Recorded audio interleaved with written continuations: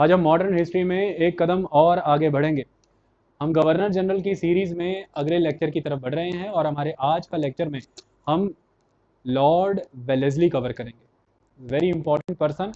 चलिए समझते हैं कि क्या क्या इनके बारे में इंपॉर्टेंट है। देखिए, जब हम लॉर्ड वेलेस्ली को पढ़ते हैं तो इनके कई तरह के नाम सामने आते हैं। इनको मार्कस भी कहा जाता है, और मार्केसेट का टाइटल इन्हें क्यों दिया गया वो मैं आपको अभी समझा दूंगा। सबसे पहले हम समझते हैं इनका टाइम। देखिए, इनकी टाइम को लेकर के कंफ्यूजन रहती है। कभी 1797 किताबों में लगा रहेगा और कभी 1798 बुक्स में रहेगा। क्या होता है, 1797 नवंबर में इनका अपॉइंटमेंट हुआ था as a governor general of the Fort William, यानी कि बंगाल के। लेकिन फरवरी 1798 में ये पहुंचे हैं। पानी वाले जहाज में आने में समय लगता था ना, इसलिए 1798 भी डेट है, 1797। अब कंफ्यूज ना हो कि ये कब ज्वाइन हुए। लॉजिकली 1798 से 1805 तक का इनका समय है। जब आज मैं आपको इनके बारे में पढ़ाऊंगा तो मेरा मेन फोकस किस पे रहेगा? Subsidiary alliance system, subsidiary alliance policy. Second aspect, press censorship act 1799, press censorship act 1799, and the third, Fort William College, Fort William College 1800. The fourth and the universal aspect is the French menace, Napoleon Bonaparte. इसको तो हमें भूलना ही नहीं है। चलिए इसके पहले की कुछ कहानियों को समझ लेते हैं। देखिए, जब हम बात करते हैं लॉर्ड वेलेस्ली की तो इनके पहले भारत में आप सबको पता है कि 1786 से 1793 तक कौन थे? कॉर्नवालिस। तो लॉर्ड कॉर्नवालिस, और कॉर्नवालिस के बारे में कौन सी मेन बात थी? Third Anglo Mysore war, third Anglo Mysore war. Anglo Mysore war में क्या हुआ था? फाइनली 1792 में यह फिनिश हो गई थी, और इसमें टीपू सुल्तान की almost half of the territory lose हुई थी। 3 करोड़ रुपए का युद्ध का हर्जाना भी देना पड़ा था, और एज अ कस्टडी लड़के भी देने पड़े थे। तो कुल मिलाकर के 1793 में यह काम करने के बाद कॉर्नवालिस वापस चला गया। तो 1793 से 1798 तक भारत में जो गवर्नर जनरल रहा वो था जॉन शोर। और आपको मैंने बताया था हमारी जो सीरीज़ है ये इंपॉर्टेंट गवर्नर जनरल सीरीज़ है। इनके बीच में जो छोटे छोटे गवर्नर्स आएंगे इनके बारे में एक दिन के लेक्चर में एक एक दो दो जो इंपॉर्टेंट पॉइंट है वो लिखा देंगे। अभी हम मेन गवर्नर जनरल्स को डिस्कस कर रहे हैं। तो 1793 से 1798 के बीच में जॉन शोर, और जॉन शोर की मेन पॉलिसी क्या है? The policy of non interference. आपसे कोई पूछे कि पॉलिसी ऑफ नॉन इंटरफेरेंस किसकी है तो जॉन शोर। क्यों? देखिए, आप सभी जानते हैं कि पिट्स द यंगर जो कि ब्रिटिश प्राइम मिनिस्टर थे, उन्होंने 1784 में पिट्स इंडिया एक्ट इंट्रोड्यूस किया था। और उस पिट्स इंडिया एक्ट के तहत एक क्लॉज बहुत स्ट्रॉन्ग था कि ईस्ट इंडिया कंपनी किसी भी लेवल पर जो क्राउन है उसकी इमेज, ह्यूमैनिटी और उसकी बेस्ट प्रैक्टिसेस को डिस्कार्ड करते हुए इंडिया में कोई टेरिटोरियल एक्सपेंशन नहीं करेगी। पिट्स इंडिया एक्ट में ये बात मेंशन थी, लेकिन वायलेशन हुआ, एक्सपेंशन तो हुआ। कॉर्नवालिस के समय में आप सबने एक्सपेंशन देखा। तो ऐसे में अब जॉन शोर के ऊपर ये जिम्मेदारी डाली गई थी कोर्ट ऑफ डायरेक्टर्स के द्वारा। वो कोर्ट ऑफ डायरेक्टर जो लंदन में बैठ करके ब्रिटिश ईस्ट इंडिया कंपनी को इंडिया में मैनेज करते थे, उनके द्वारा ये हिदायत दी गई थी जॉन शोर को कि अब आप इंटरफेरेंस की पॉलिसी को रिड्यूस करेंगे, जो ब्रिटिशर्स का वॉर एक्सपेंडिचर है इसे कंटेन करना है, अपने खर्चे कंट्रोल करने हैं और डेट को कंट्रोल करना है। इसी की वजह से जॉन शोर के द्वारा non expansion and non intervention और इंटरफेरेंस की पॉलिसी इंडियन रूलर्स के साथ फॉलो की गई। अदरवाइज इन्होंने कॉर्नवालिस के ही सारे रूल को रिपीट किया और उन्हीं की पॉलिसीज़ को फॉलो किया। अब ऐसे में वेलेस्ली भारत आते हैं और सिचुएशन बदल जाती है। तो जब लॉर्ड वेलेस्ली भारत आए, सबसे पहले आते हुए उन्होंने उस समय की जॉन शोर की नॉन इंटरफेरेंस की पॉलिसी को ख़त्म करके आउटराइट वॉर की पॉलिसी को फॉलो किया।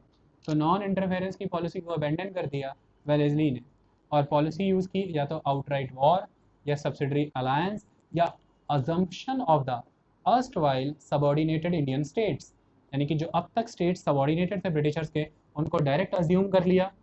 दूसरा, जो नहीं थे उनके साथ सब्सिडरी अलायंस कर लिया। और तीसरा, जो ना सब्सिडरी अलायंस के लिए माने और जिनका ना अजम्पशन हो सका, उन्हें आउटराइट वॉर के थ्रू जीत लिया। ये तीन प्रक्रियाएं अपना करके अपना टेरिटोरियल एग्रेंडाइजमेंट किया वेलेस्ली ने। इनके बारे में यह कहा जाता है कि जहां रॉबर्ट क्लाइव ने ब्रिटिश साम्राज्य की नींव रखी भारत में, वहीं वारन हेस्टिंग के द्वारा उस नींव को मजबूत किया गया, स्ट्रेंथन किया गया, कॉर्नवालिस के द्वारा सुपर स्ट्रक्चर बनाया गया और वेलेस्ली के द्वारा उसे एक एम्पायर का रूप दे दिया गया। यानी कि वेलेस्ली के पहले हम ये जाने जाते थे कि ब्रिटिश एम्पायर इन इंडिया, और वेलेस्ली के बाद लाइन ये हो गई ब्रिटिश एम्पायर ऑफ इंडिया। तो एक समय में इंडिया में ब्रिटिश का एम्पायर था, आज इंडिया ब्रिटिश एम्पायर का हिस्सा है।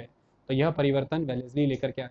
कोई हिस्सा इसने ऐसा नहीं जो जीता नहीं, और इसी के अधूरे काम को बस आगे आने वाले दिनों में पूरा करेगा डलहौजी, और complete subjugation of the India और कंप्लीट सजरेनिटी हो जाएगी।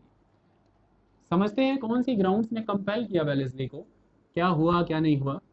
उसके पहले वेलेस्ली के चरित्र के बारे में थोड़ा समझ लें ताकि आपको क्लैरिटी हो जाए। देखिए, जो वेलेस्ली हुआ करते थे ये बेसिकली आयरलैंड के थे, पढ़ने लिखने में बहुत ही दिग्गज हुआ करते थे, और ऑक्सफोर्ड से इनकी शिक्षा हुई है, एजुकेशन स्कॉलर हुआ करते थे। बहुत यंग एजेस में ही इन्होंने हाउस ऑफ पीयर्स को ज्वाइन कर लिया था। हाउस ऑफ पीयर्स क्या होते थे? देखिए, लंदन में तो पार्लियामेंट थी, और पार्लियामेंट में एक हाउस ऑफ कॉमन्स और हाउस ऑफ लॉर्ड्स हुआ करता था।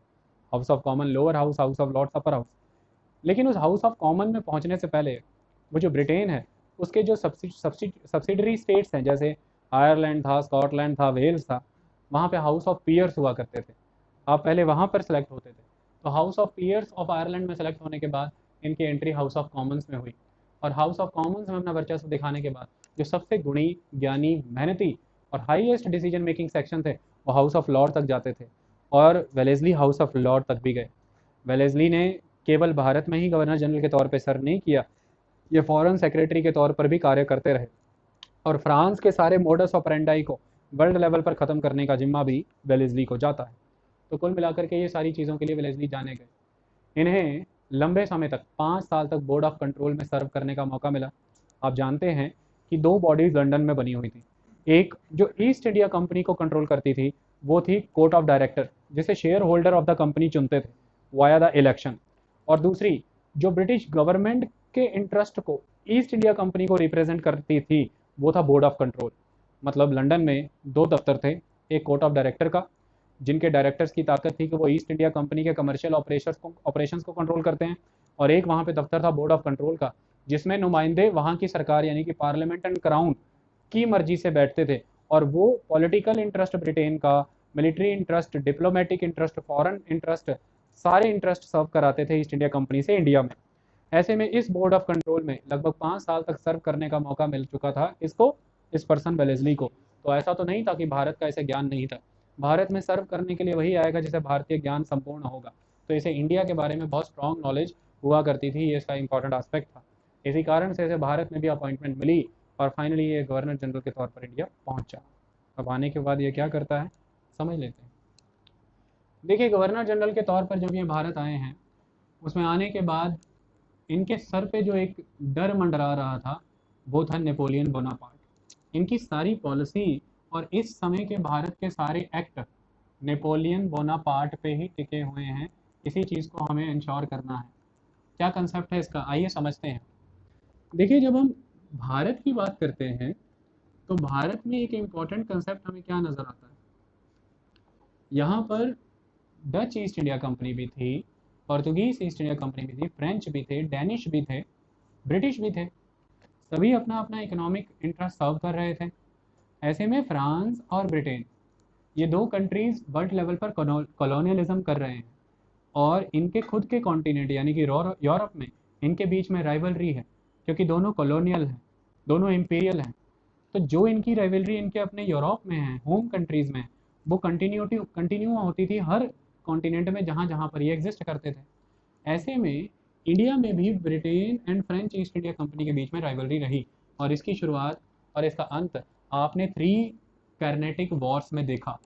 सो ये जो कार्नेटिक वॉर्स हुआ करती थी ये mainly British and French rivalry को ही दर्शाती हैं, और ये पर्टिकुलर कार्नेटिक रीजन जहाँ पर ये लड़ी गई है, इनको हम एंग्लो फ्रेंच राइवलरीज भी कहते हैं और एंग्लो फ्रेंच बैटल्स भी कहते हैं। तो एंग्लो फ्रेंच वॉर्स की अगर हम बात करें तो 3 वॉर्स आपको देखने को मिली, जिसमें फर्स्ट वॉर लगभग 1744 में स्टार्ट हो गई थी due to the Austrian war of succession. Europe में ऑस्ट्रिया का सक्सेशनशिप का वॉर छिड़ा, पूरा यूरोप 2 ब्लॉक्स में बटा, एक ब्लॉक फ्रांस और एक ब्लॉक ब्रिटेन, और वही वॉर इंडिया में कंटिन्यूड हुआ। 1746 से 1748 एक्टिव फेज रहा और 1748 में फाइनली ट्रीटी ऑफ एक्स ला शापल के थ्रू इंटरनेशनली वॉर कंक्लूड हुई और इंडिया में भी कंक्लूड हो गई। समय आगे बढ़ा, 1749 में इंटरनेशनली तो ब्रिटेन और फ्रांस में वॉर नहीं हुई लेकिन इंडिया में हो गई और ये वॉर चलती रही। फाइनली 1754 में ये वॉर कंक्लूड हुई। समय आगे बढ़ा, 1756-7 में due to the 7 year war in the Europe फिर से वॉर छिड़ गई और ये फाइनली 1763 की ट्रीटी ऑफ पेरिस से ख़त्म हुई। मतलब 3 वॉर्स एंग्लो फ्रेंच हमने देखी, शुरुआत 1744, खात्मा 1763 with the treaty of the Paris, और शुरुआत होने का कारण ऑस्ट्रियन वॉर ऑफ सक्सेशन। कुल मिलाकर के इन 3 वॉर के दौरान इस सारे प्रोसेस को अगर हम ऑब्जर्व करें तो एक तरह से 1760s के बांडीवाश के बैटल में ब्रिटिशर्स ने फ्रांस को सफाया कर दिया था। और एक बात आपको मैं बता दूं, इसके पहले एक बहुत ज़बरदस्त चीज़ हुई थी। अगर आप बंगाल की बात करते हैं तो 1757 में बंगाल में प्लासी के बैटल में क्लाइव ने सिराजुद्दौला को जब हराया तो मीर जाफ़र गद्दी पे था और फिर मीर जाफ़र से उसका प्रॉमिस पूरा कराया। 1760 में France as a commercial unit तो लगभग ख़त्म कर दिया गया है ब्रिटिशर्स के द्वारा, लेकिन फाइनली भारत से फ्रांसीसियों को उखाड़ने का काम 1795 में हुआ था। ये बात आपको याद रखनी है। तो 1760 से 1795 ये जो 35 साल का एक टेन्योर है, इस दौरान फ्रांस भारत में क्या कर रहा है इससे बेहतर समझना जरूरी है कि फ्रांस में क्या कर रहा है। तो फ्रांस में क्या कर रहे हैं वो यहाँ पर समझते हैं। आप सभी जानते हैं कि यूरोपियन सोसाइटीज़ एक खास तरह के सोशल नेटवर्क पर खड़ी थी, जिनमें फर्स्ट ऑर्डर, सेकंड ऑर्डर और थर्ड ऑर्डर एग्जिस्ट किया करता था। फर्स्ट ऑर्डर जिसे हम imperial classes, empire and the aristocratic class, the landed gentry, ये फर्स्ट सेगमेंट होता था। सेकंड ऑर्डर जिसकी हम बात करते हैं the priest class, the clergy, और थर्ड जिसे हम कहते हैं the commoners, doctors, engineers, professionals, farmers, worker, everybody. ऐसे में first class and second class को सारे प्रिविलेजेस मिलते थे, टैक्स से एग्जम्पशंस थी, ये टैक्स के कंज्यूमर थे। थर्ड क्लास सारा काम करता था, टैक्स पे करता था, लेकिन वोटिंग राइट्स इनके पास उनके कंपैरेटिवली बहुत कम थे, पॉलिसियाँ बनाने में उनकी से ज़्यादा थी, इनकी कम थी। ऐसे में इनके द्वारा आवाज़ उठाई गई और वो आवाज़ उठाने का कारण यही 3 स्टेट के द्वारा की गई एक तरह की डिस्क्रिमिनेशन, और उसका मंच बना एस्टेट जनरल की मीटिंग 1789। एस्टेट जनरल्स की मीटिंग फ्रांस में बुलाई गई बैठने के लिए, जहाँ पे फर्स्ट ऑर्डर वाला फर्स्ट एस्टेट भी पहुंचा, सेकंड ऑर्डर वाला सेकंड एस्टेट भी पहुंचा, थर्ड ऑर्डर वाला थर्ड एस्टेट भी पहुंचा। और ऐसे में थर्ड ऑर्डर वाले थर्ड एस्टेट ने एक मांग उठा दी कि पर पर्सन पर वोट होनी चाहिए। ऐसा नहीं कि पर एस्टेट एक वोट हो। आपके मेंबर मुश्किल से एक स्टेट में कुछ 100 हैं, हम लाखों में हैं, हमारे उतने भी वोट भी होने चाहिए। ऐसे में फाइनली सिस्टम बिगड़ गया और अल्टीमेटली ये रेवोल्यूशन हो गया। तो 1789 का French revolution that was very important, और इसी रेवोल्यूशन ने पूरे वर्ल्ड को दिया liberty, equality, fraternity. French revolution एक दिन की बात नहीं थी, और फ्रेंच रेवोल्यूशन के successive upheavals and successive downward trend आए हैं, कई सारे अपहीवल्स इसमें देखे हैं, और ये 1789 से लेकर के लंबा चला 1848 तक, फिर फाइनली कंक्लूड हो पाया। तो कई सक्सेसिव फेजेस, क्योंकि रेवोल्यूशन का मतलब पर्पस क्या रहता है, अभी किसी वजह से आपने रेवोल्यूशन किया, डिमांड सक्सेसफुल हुई लेकिन पूरी नहीं हुई, कुछ कमी रह गई, फिर अगला स्टेप, फिर अगला। ऐसे में फ्रेंच रेवोल्यूशन की वो जो भीड़ थी, वह भीड़ धीरे धीरे बिगड़ रही थी और एक रेन ऑफ टेरर फैलना शुरू हो गया था। लैंडेड जेंट्री को गांव में जलाना शुरू कर दिया था, उनकी फसलें, उनके अस्तबल, उनके पशु खत्म करने शुरू कर दिए। ऐसे में क्लब बनने शुरू हुए और एक क्लब था जैकोबिन क्लब, और धीरे धीरे हीरो उभर करके आया, वो था मैक्सिमिलियन रॉबेस्पियर।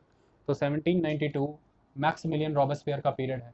समय आगे बढ़ा, मैक्सिमिलियन रॉबेस्पियर ऑटोक्रेटिक हो गया। लोगों ने देखा कि जब भी एक पर्सन में ताकत आएगी वो ऑटोक्रेटिक हो जाएगा, तानाशाही। सिस्टम आगे बढ़ा, कई सारे डायरेक्टर्स को कमान दे दी गई और इन डायरेक्टर से मिलकर के बनी डायरेक्टरी। धीरे धीरे डायरेक्टरी के हाथ में आर्मी थी, डायरेक्टरी भी ऑटोक्रेटिक होनी शुरू हो गई, डायरेक्टरी के मेंबर आपस में लड़ने लगे, और ऐसे में आर्मी से उठा हुआ एक आर्मी पर्सन जिसका नाम है नेपोलियन बोनापार्ट, डायरेक्टरी की आशीर्वाद लेकर के, पैट्रोनेज लेकर के वो स्ट्रांग हुआ, और 17 1797 नेपोलियन बोनापार्ट पूरे वर्चस्व में है। धीरे धीरे नेपोलियन बोनापार्ट ने ब्रिटेन से अपनी वो दुश्मनी निकालनी शुरू की। फ्रांस से आगे बढ़ा, जर्मनी, बाकी सारे छोटे छोटे स्टेट्स उसने जीतने शुरू कर दिए और अब अल्टीमेटली सारे यूरोपियन कॉन्टिनेंट को उसने सील कर दिया है कि ब्रिटिश का कोई भी मैन्युफैक्चर्ड आर्टिकल्स कोई भी वो कंट्री नहीं लेगी, या तो जो फ्रांस के अधीन है या जिसका फ्रांस के साथ अलायंस है। अगर वो लिया पाया जाता है तो वो फ्रांस का द्वेष झेलेगा। अल्टीमेटली ब्रिटेन के पास एक ही ऑप्शन था। ब्रिटेन व्यापारियों ने अपनी सरकार से गुहार लगाई कि जब यूरोप में हमारा सामान नहीं बिक रहा है तो भारत के बाजार खुलवाइए और भारत में सामान बेचिए।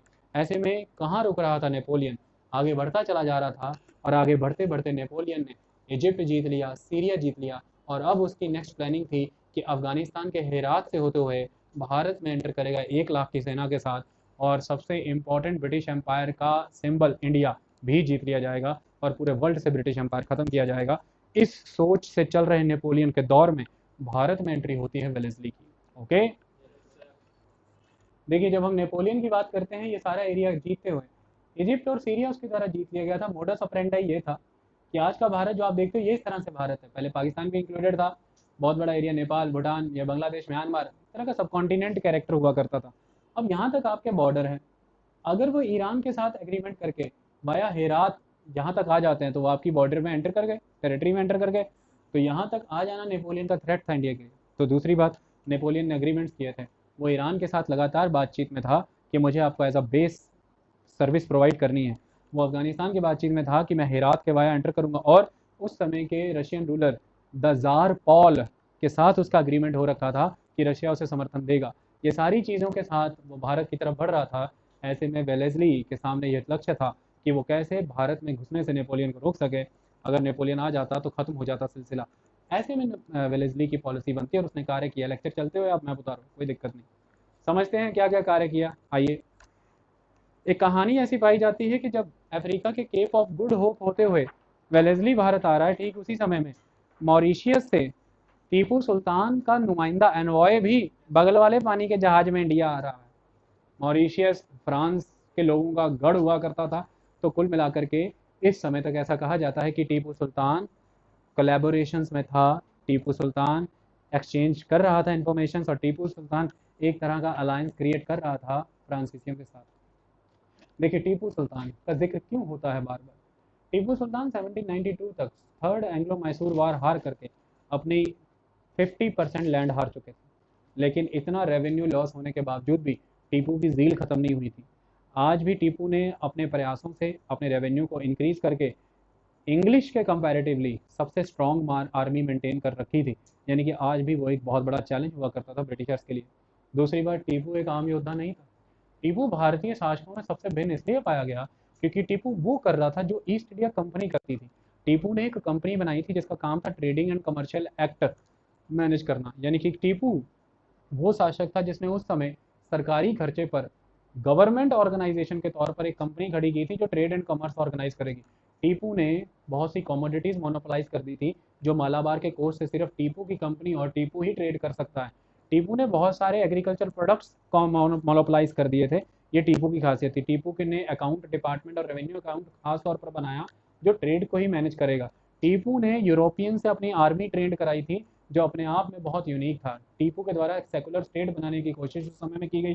हालांकि लोग कहते हैं कि फैनेटिक मुस्लिम हुआ करता था, हिंदुओं का दमन किया है, ये सारे प्रोसेस उसमें होते थे, लेकिन टीपू प्रोग्रेसिव था। वो यहाँ से पता लगता है कि टीपू ने मिलिट्री फिस्कलिज्म को लागू किया, यानी कि जिस भी पर्टिकुलर एरिया में जो भी मिलिट्री या जो भी ऑफिसर्स वहाँ पर काम कर रहे हैं उनकी जिम्मेदारी तय कर दी जाती थी कि आपको यहाँ से रेवेन्यू कलेक्शन को अश्योर करना है। और जो भी लोकल पॉकेट्स के इन्फ्लुएंशियल लोग हुआ करते थे, अब उन्हीं लोगों को मिलिट्री के तौर पर आप रिटेन कर रहे हैं और अल्टीमेटली यहीं से आपके सारे रेवेन्यू भी अश्योर हो रहे हैं। तो रेवेन्यू में धांधली होने का तो कोई मतलब ही नहीं हो पाता। इस तरह के मिलिट्री फिस्कलिज्म, इस तरह से करेंसी को पूरी तरह से रिवैम्प करना, ट्रेड एंड कॉमर्स कंपनी के वाया करना, इंटरनेशनली रिलेशंस को स्ट्रेंथन करना, सऊदी अरेबिया के साथ, तुर्की के साथ, अफगान के साथ, पर्शिया के साथ, फ्रांस के साथ रेगुलरली एनवॉयज एक्सचेंज करना, उन्हें लेटर्स भेजना, ये बहुत प्रोग्रेसिव था उस ज़माने में। ब्रिटिश ईस्ट इंडिया कंपनी इससे भयभीत थी और इस समय में नेपोलियन के नुमाइंदों के साथ ऐसा कहा जाता था कि टीपू के ऑलमोस्ट अग्रीमेंट्स तय थे और ये तय था कि 1 लाख की सेना लेकर नेपोलियन भारत में एंटर होगा और टीपू समर्थन देगा, यह वेलेस्ली जानता था। टीपू के द्वारा हाई लेवल इंक्लिनेशन थी फ्रेंच रेवोल्यूशन को लेकर के।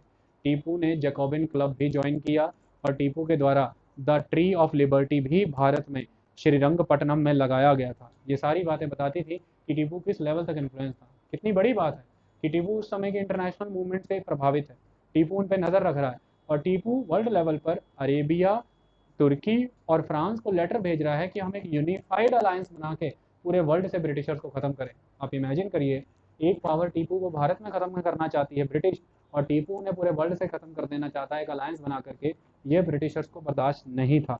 ऐसे में वेलेस्ली कुछ कदम उठाएगा। उन कदमों को अब हमें समझना है वन बाय वन। सबसे पहले मैं आपसे पूछता हूँ कि पॉसिबल एंट्री कहाँ से होगी। अगर हम फ्रेंच एंट्री की बात करें तो वो एंट्री कहाँ से हो सकती है। सबसे पहले भारत में उस एंट्री के सोर्सेस को ही टैकल करना है, तो मालाबार से हो सकती है, महाराष्ट्र और गुजरात के कोस्ट सूरत से हो सकती है, भड़ौर से हो सकती है, सालसीट और भसीन से हो सकती है, रोकना है। ईस्ट में कटक, बालासोर, उड़ीसा, इसको कंट्रोल करना है। कार्नेटिक से हो सकती है, बंगाल से हो सकती है, नॉर्थ वेस्ट से हो सकती है। ये सारे सोर्सेज हैं एंट्री के जहाँ से एंट्री हो सकती है। इसको अब टैकल करना है और सेटल करना है। शुरुआत करते हैं सबसे पहले हम हैदराबाद के निज़ाम से, और फिर हम सब्सिडरी अलायंस ट्रीटी भी आपको समझा देंगे कि क्या होता है। हैदराबाद के निज़ाम के बारे अब आया, आपको चीज़ें समझाते हैं। 1798 में हैदराबाद के निज़ाम के साथ एक ट्रीटी की गई। यही है एक version of the subsidiary alliance system. ये वेलेस्ली ने कंडक्ट की है। इसके तहत हैदराबाद इसके बाद हैदराबाद के निज़ाम ने क्या क्या माना, अब हम वो आपको कॉम्प्रिहेंसिवली वाया सब्सिडरी अलायंस समझाते हैं। You will enjoy a lot to understand, a lot to know, a lot to understand. That is subsidiary alliance policy. चले स्टार्ट करते हैं। क्या है सब्सिडरी अलायंस, इसे क्यों कहते हैं? सहायक संधि। क्या करना होता है इसमें? देखो, सबसे पहले तो इसमें कोई भी एक लोकल इंडियन रूलर होगा। लोकल का मतलब आपको लोकल बाजार लगता होगा। Local money Indian ruler, local Indian ruler.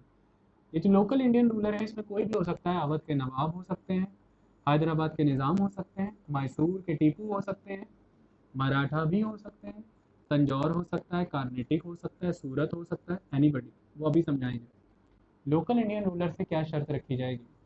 सबसे पहली शर्त ये रखी जाएगी, मतलब सब्सिडरी अलायंस सिस्टम के क्या क्या प्रावधान हैं। सबसे पहली शर्त यह है कि आपके ये जो बॉर्डर्स हैं, इन बॉर्डर्स को आज के बाद हम प्रोटेक्ट करेंगे, मतलब ईस्ट इंडिया कंपनी प्रोटेक्ट करेगी। तो इस बॉर्डर को प्रोटेक्ट करने के लिए आपको क्या खड़े करने हैं? आर्मी ट्रूप्स खड़े करने हैं ना। उन लोगों का खर्चा आप पे किया करेंगे, the local ruler.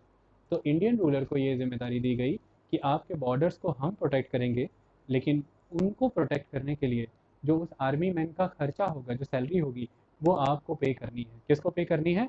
Local Indian ruler. ये पहली शर्त। तो देखिए, एक्सटर्नल अग्रेशन कंट्रोल करने की जिम्मेदारी ले ली, एक्सटर्नल सिक्योरिटी हो गया। लेकिन मैटर यहीं पे नहीं रुकता।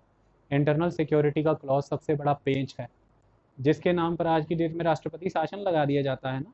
ऐसा ही क्लॉज उस समय में भी था। मतलब ये जो आर्मी है, इस आर्मी को मैनेज किया जाएगा एक पर्सन के द्वारा, जो लोकल रूलर के दरबार में अपनी एक सीट क्रिएट करेगा। ये होगा रेजिडेंट। तो ये होगा ब्रिटिश रेजिडेंट। और ये रेजिडेंट की भी अपनी एक पुलिस, अपनी एक पर्सनल आर्मी होगी।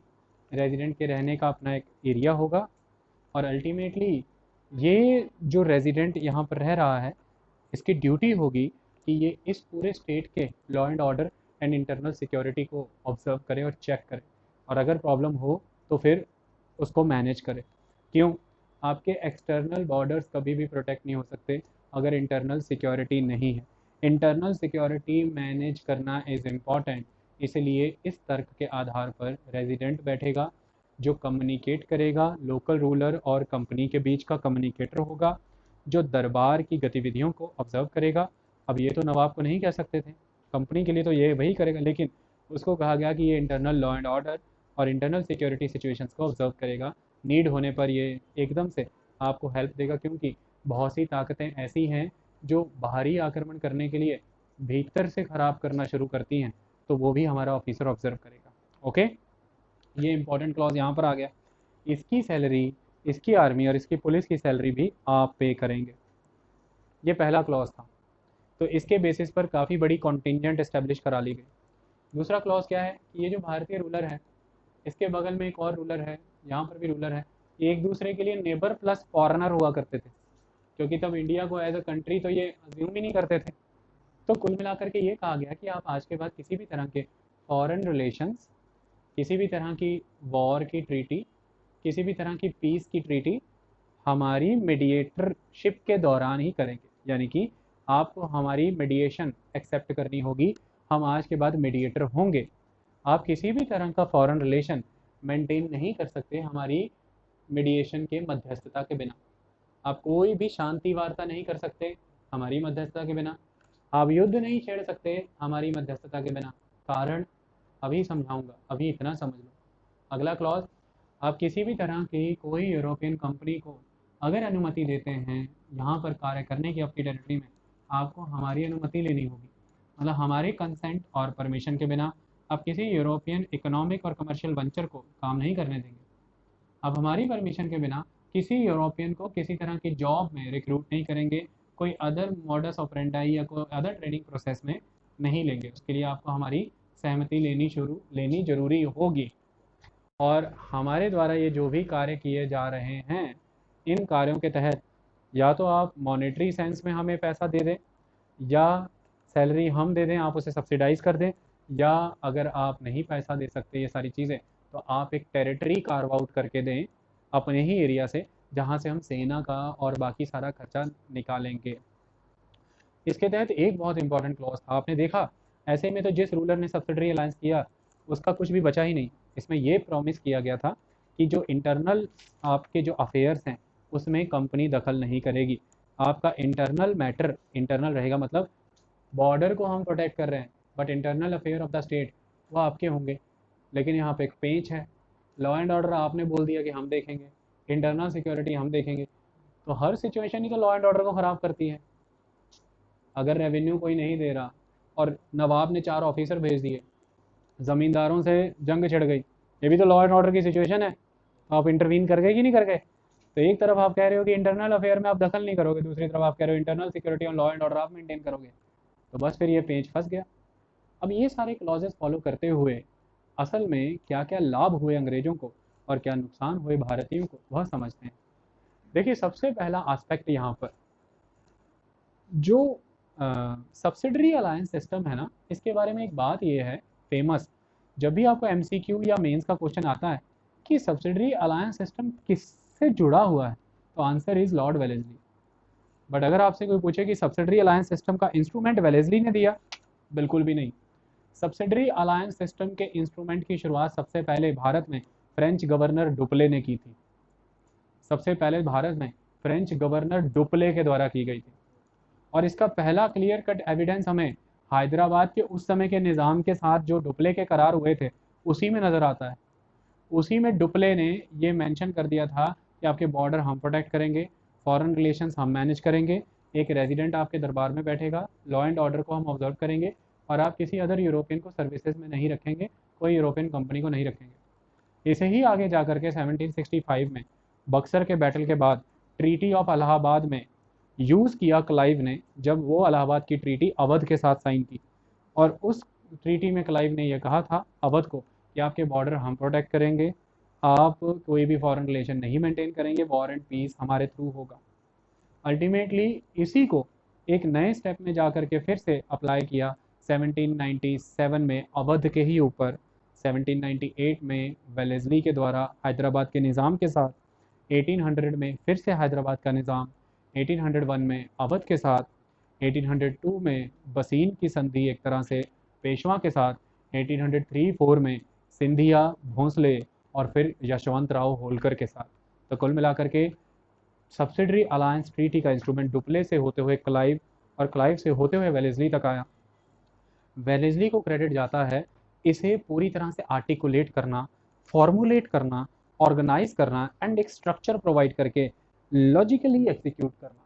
मतलब यह अब एक मापदंड के तहत आ गया। आई बात समझ में?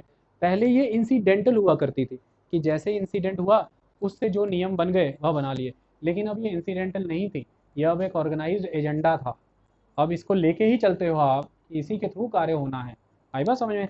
दैट्स वाई फिर अब ये एक पॉलिसी थी। ये दोनों बातें आपको समझ करके चलनी है। अब क्या लाभ हो जाते हैं वेलेस्ली की इस सब्सिडरी अलायंस पॉलिसी से, जादुई तरीके से आपको समझाते हैं, समझिए। देखिए लाभ क्या हुए ब्रिटिशर्स को एक्चुअल में। सबसे पहला लाभ आपको पता है कि फॉरेन रिलेशन अब मेंटेन नहीं कर सकता कोई भी रूलर किसी दूसरे रूलर के साथ। तो इसका सबसे स्ट्रॉन्ग बेनिफिट क्या होगा? कोई भी एक अपॉर्चुनिटी अगर इंडियन रूलर्स के सामने होती कि वो कल को एक कॉमन एनिमी ब्रिटिशर्स के सामने खुद को यूनिफाई कर सकें, उसके लिए फॉरेन रिलेशन, बातचीत और कम्युनिकेशन तो होना ज़रूरी है ना। बातचीत ही खत्म कर दी। मतलब आप चाहकर भी आपस में एक नहीं हो सकते। अगर आप चाहें अंग्रेजों के विरुद्ध एक होना, तो कम्युनिकेशन को एंड करना ये एक बहुत इंपॉर्टेंट गेम थी वेलेस्ली की, जिससे उसने इंडियंस को यूनिफाई होने का जो एक अपॉर्चुनिटी थी इन फ्यूचर, वो खत्म कर दी। पहला आधार। दूसरा इंपॉर्टेंट एस्पेक्ट, आप एक दूसरे के साथ वॉर डिक्लेयर नहीं कर सकते। अब आप हैरान हो जाएंगे कि ब्रिटिशर्स को क्या लेना अगर भारतीय राज्य लड़ते हैं। मैं आपको बताता हूँ। सपोज कीजिए ये एक स्टेट है और ये एक स्टेट है, और ये इंडिया का फ्रंटियर है। यहाँ पे, यहाँ से फ्रेंच एंटर होने हैं, और ये ब्रिटिशर्स की टेरिटरी है बंगाल की। ये मान लीजिए अवध है और ये सिख है। अब ब्रिटिशर्स के दोनों मान लीजिए सब्सिडरी अलाई है। ब्रिटिश इन दोनों को लड़ने नहीं दे सकते। कारण, उसके कई कारण निकलेंगे। या तो लड़ने में, युद्ध में, या तो ए जीतेगा या बी जीतेगा, कोई एक जीतेगा। जो भी जीतेगा वो दूसरे से स्ट्रांग हो जाएगा और उसे अधीन करेगा। फिर वो उस जीत को बढ़ाते हुए, इस क्रम को बढ़ाते हुए आगे बढ़ेगा, और हो सकता है एक दिन बहुत ही बड़ी पावर बन जाए, सभी ताकतों को जीतते हुए। तो अपने रहते हुए कोई भी ऐसी ताकत खड़ी करनी नहीं चाहते जिसको ये कॉन्फिडेंस हो कि वो अपने दम पर जीत सकता है, पहली बात। दूसरी बात, दोनों जब आपस में युद्ध में लड़ेंगे, दोनों के बॉर्डर टर्बुलेंट होंगे, दोनों की सिक्योरिटी टर्बुलेंट होगी। ऐसे में दोनों को मैन मटेरियल मनी की ज़रूरत है। ऐसे में फ्रेंच रूलर्स को अपॉर्चुनिटी मिल सकती है कि वो दोनों में से किसी भी हेल्प का ऑफर करके इंटरवीन कर जाए। फिर ब्रिटिशर्स क्या करेंगे? तीसरी बड़ी बात, दोनों जब भी युद्ध में इन्वॉल्व होंगे, युद्ध में इन्वॉल्व होने से आर्मी मरेगी।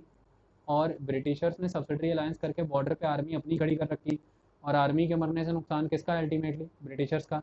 दूसरी बात, मान लीजिए खुद नवाब की ही आर्मी मरती है, इक्विपमेंट्स, आर्मामेंट्स, रसद, सप्लाई, फूड, सारी चीज़ें कंट्रीब्यूट करने में नवाब का कितना खर्चा होगा। और वही खर्चा अगर नवाब का उधर होगा, तो वो सब्सिडरी अलायंस के तहत आर्मी की पेमेंट्स, जो कंपनी को प्लेज की हुई अमाउंट है वो पे करना, ये नहीं कर पाएगा। नवाब बैंक करप्ट हो सकता है, और नवाब की बैंक करप्सी एक तरह से ब्रिटिशर्स के लिए ही नुकसानदायक है। वो इस परिस्थिति को खड़ा होने नहीं दे सकता है। ये एक इम्पॉर्टेंट आस्पेक्ट है। और चौथी इम्पॉर्टेंट आस्पेक्ट, दोनों का युद्ध अगर आपस में होता है और दोनों में से एक भी कमज़ोर या एक भी शक्तिशाली होता है, नेचुरली बाकी के इंडियन रूलर्स की इंक्लिनेशन फिर हमेशा उधर होती है जो स्ट्रॉन्ग फ्रंट होता है। तो वो अब तक जो ब्रिटिशर से अलायंस करना चाहते हैं, वो ब्रिटिश को छोड़ करके अलायंस उसके साथ करना चाह सकते हैं जो फिर जीता है। इससे भी ब्रिटिशर्स को काउंटर करना पड़ जाएगा इंडिया के अंदर ही एक नया अलायंस। तो ये सारे कारण है कि आप युद्ध नहीं कर सकते। या तो फ्रेंच एंटर ना कर जाएं, या भारत में कोई और नई सुप्रीम पावर ना खड़ी हो जाए, अल्टरनेटिव सेंटर ऑफ पावर ना बन जाए, या अलायंस बैलेंस ऑफ पावर कहीं बिगड़ ना आ जाए, खर्चे अधिक से अधिक ना हो जाएं, आर्मी इक्विपमेंट्स और वेपन्स ड्रेन ना हो जाएं। ये सारी चीज़ों का ख्याल ब्रिटिशर्स को रहता था कि उनके बॉर्डर तक ना कोई आ जाए, उनके इंटरेस्ट थ्रेट ना हो। और सबसे इंपॉर्टेंट बात, ईस्ट इंडिया कंपनी भारत में थी क्यों? For the purpose of trade. Trade and commerce कब तक फ्लरिश वे में चल सकता है? जब कंट्री स्टेबल हो, बॉर्डर्स प्रोटेक्टेड हो, लॉ एंड ऑर्डर मेंटेन्ड हो। और अगर ये कंट्रीज, ये स्टेट्स आपस में वॉर में रहेंगे, तो क्या ट्रेड स्टेब्लिश हो सकता है प्रॉपर? क्या सेफ्टी हाईवेज की हो सकती है? क्या प्लंडर्स नहीं आएंगे? तो ऐसे में नुकसान किसका होगा? कमर्शियल वेंचर्स का। और ईस्ट इंडिया कंपनी ही तो कमर्शियल वेंचर है। तो stability of the territory is very important. if you want to flourish the trade and commerce, you need to be more stable with your political territories. Okay, that is important. ये सारे कारण। Piece, piece की treaty इनके through क्यों होगी? Foreign relation हमने समझ लिया, वॉर समझ लिया, पीस। देखो, मान लीजिए सिख और नवाब अवध के बीच में युद्ध हुआ। ऐसे में अवध का नवाब जीता, और अब सिखों के साथ अग्रीमेंट होगा, पीस होगा। नेचुरली अवध के नवाब के द्वारा जो पीस अग्रीमेंट किया जाएगा उसमें वो अपने लोग, अपनी टेरिटरी और अपने दरबार के बारे में क्लॉजेज लिखेगा और सिखों से वो बेनिफिट लेगा जो उसके इंटरेस्ट हैं। लेकिन अगर पीस अग्रीमेंट ब्रिटिशर्स के थ्रू हो जाए दो वॉरिंग स्टेट्स के बीच में, तो फिर पीस अग्रीमेंट में जो इंटरेस्ट सर्व होगा वो किनका होगा? ब्रिटिशर्स का, ब्रिटिश रेजिडेंट का, ब्रिटिश आर्मी का, ब्रिटिश आर्मामेंट्स का, ब्रिटिश ऑर्डिनेंस हाउस का और British economy, political, cultural aspect. तो इसलिए पीस अग्रीमेंट इनके मुताबिक होने बहुत ज़रूरी हैं, ये बड़ी बात है। तो ये सारी चीज़ों का बेनिफिट ब्रिटिशर्स को मिला, इनके थ्रू ही फॉरेन रिलेशन मेंटेन होने लगे, इनके थ्रू ही पीस और वार एग्रीमेंट्स होने लगे। अगला इंपॉर्टेंट कारण, यूरोपियन कंपनीज भारत में नहीं रहेंगी इन स्टेट्स के अंदर, इसकी परमिशन नहीं देगा कोई लोकल रूलर अगर सब्सिडरी अलायंस हो गया। इसका फ़ायदा क्या मिलेगा? सपोज कीजिए अवध का स्टेट है और उसमें डच, फ्रेंच, डेनिश और ब्रिटिश चारों कंपनियां हैं। ऐसे में इन सभी को इंडिगो चाहिए कपड़े को नीला करने के लिए, कॉटन चाहिए, सिल्क चाहिए, जूट चाहिए, सारी चीज़ें चाहिए, प्लांटेशन क्रॉप चाहिए। अब एक फार्मर के पास जब 4 बायर जाएंगे, फार्मर के पास अपॉर्चुनिटी होगी कि वो कॉम्पिटिटिव प्राइसिंग कोट करेगा, यानी कि वो प्राइस कोट करेगा जो उसे बेस्ट वे में डील कर रहा है जो बायर, इससे फार्मर से सामान महंगा बिकेगा। इसके वाया ब्रिटिशर्स को वही सामान फैच करने के लिए हायर कोटेशंस देनी पड़ेंगी, हायर रेट्स कोट करने पड़ेंगे। ऐसे में सामान महंगा खरीद के जब ब्रिटेन भेजा जाएगा एज अ रॉ मटेरियल तो वहाँ की इंडस्ट्री में पहुंचेगा, तो एंड प्रोडक्ट भी महंगा बनेगा। ऐसे में बना हुआ मैन्युफैक्चर प्रोडक्ट जब इंडिया में आएगा तो बेचने वाले सेलर कितने हैं? 4। तो चारों के चारों सेलर कस्टमर को प्लीज करने के लिए फिर से रेट क्या रखेंगे? कॉम्पिटिटिव। ऐसे में सामान बिकेगा क्या? सस्ता, क्योंकि जो सस्ता रखेगा बिकेगा उसी का। ऐसे में रॉ मटेरियल खरीदा महंगा ड्यू टू द कंपटीशन और एंड प्रोडक्ट बिका सस्ता ड्यू टू द कंपटीशन। इससे नुकसान होता ब्रिटिशर्स का, क्यों? क्योंकि वो कैपिटलिस्ट आइडियोलॉजी के साथ आए थे, पूंजीवादी, उनको तो पैसा बनाना था। तो सबसे बेटर क्या है? राइवल खत्म कराओ, कंपटीशन आर्टिफिशियली खत्म करा दो। तो डच, डैनिश, फ्रेंच निकालो, अब एक ही बायर हैं हम, कॉटन, जूट, सिल्क, टोबैको हम परचेज करेंगे इंडिको, तो हम प्राइस डिक्टेट करेंगे, फार्मर उसी प्राइस पे बेचेगा। फार्मर की लागत की कीमत निकले ना निकले फर्क नहीं पड़ता, इस प्राइस पे लिया हुआ रॉ मटेरियल